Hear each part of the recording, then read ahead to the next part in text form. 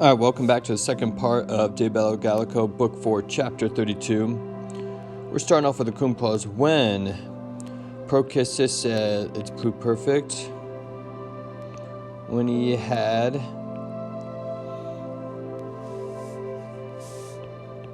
advanced Longius, all right, further by a little. All right,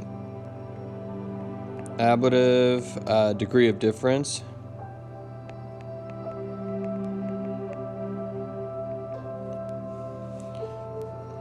When he advanced further by a little,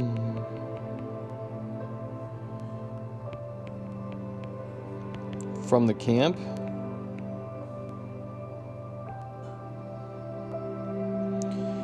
And then here's our main verb.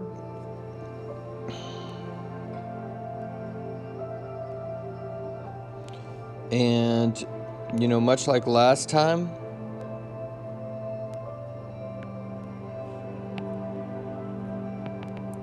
infinitive 1, infinitive 2,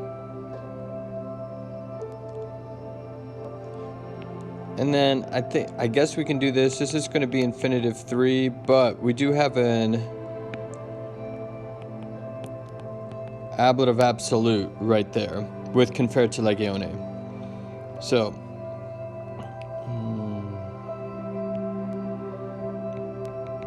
he anima vertit, he noticed setting up an indirect statement. He noticed that suos, and heaven forbid he put a virus or, you know, milites or whatever. He noticed that his own men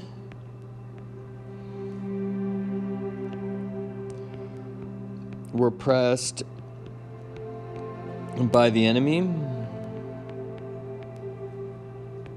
and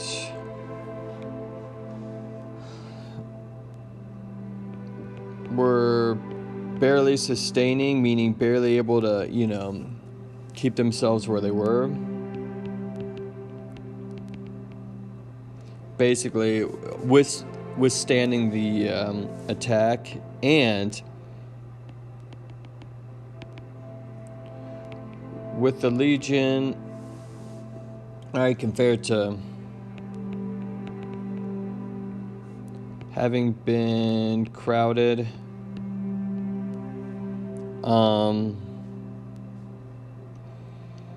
he noticed, and with the legion being crowded, he noticed that,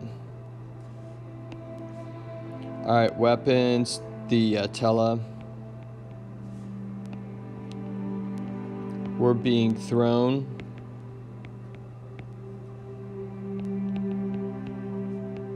from all parts.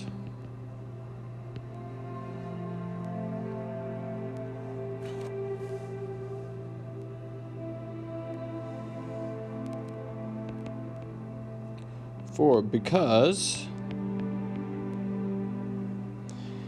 and nice little ablative absolute going on over there with all the grain, demesso having been cut down,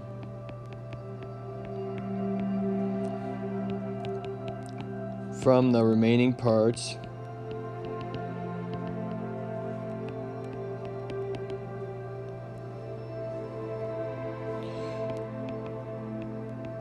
There was una reliqua. There was an una reliqua pars. There was one remaining part.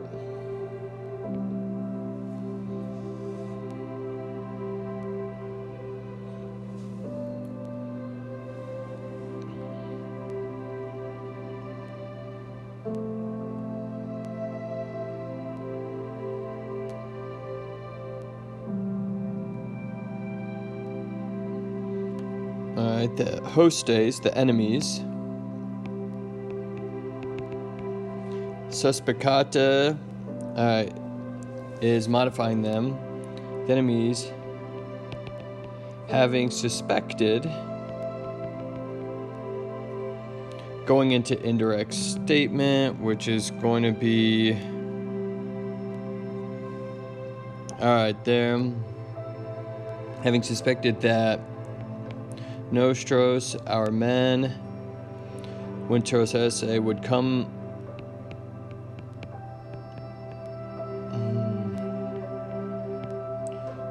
here. The enemies, having suspected that our men would come here,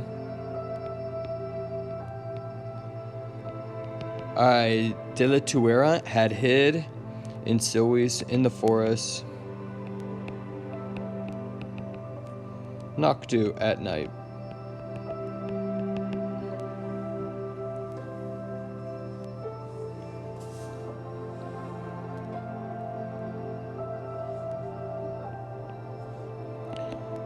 Then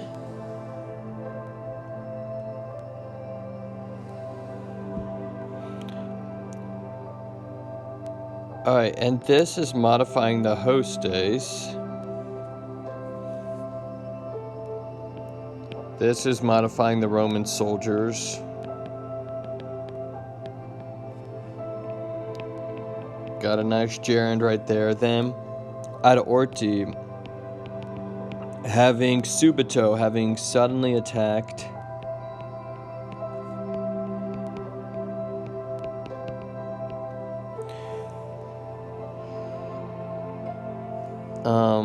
Dispersos,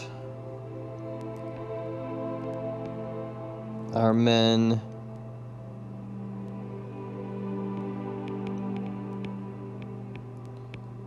dispersed, having been occupatos, having been occupied. Mettendo, in the reaping. And then we've got an ablative absolute here.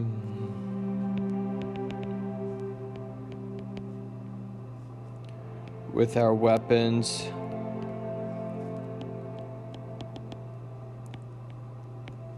Having been set aside.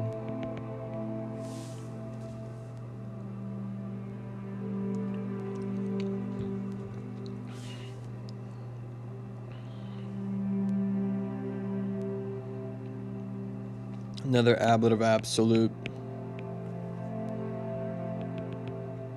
with a few having been killed.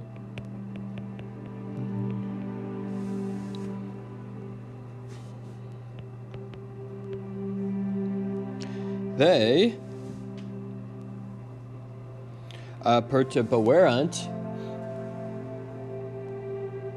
They had confused. All right, the other quotes, the remaining men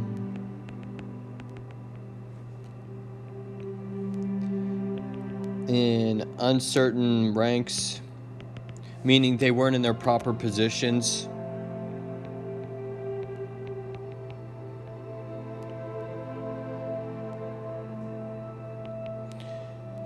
Simul, at the same time,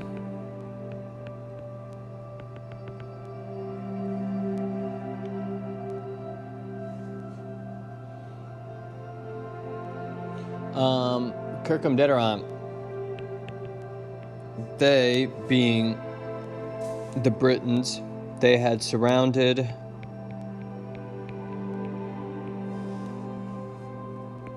them, being the Romans, are with Equitatu, Aquae, cities with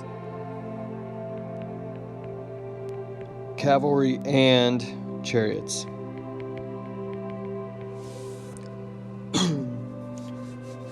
And so this is some craziness that's happening. And I'm going to give Caesar the benefit of the doubt and saying this is kind of like messed up word order, and it's kind of jumbled, and it's kind of hectic and chaotic. But if you look at the situation he's depicting is the exact same. So I'm hoping that Caesar is being very literarily sound in this regard, and is just, setting up the scene by, this is kind of a little bit of a mess, the tomb to Kirkhamdederant, as the Romans are in. It's kind of unorganized, and the Romans are in the same situation, and it's frantic, and it's, they've set a nice little trap, and, the Romans have fallen into it.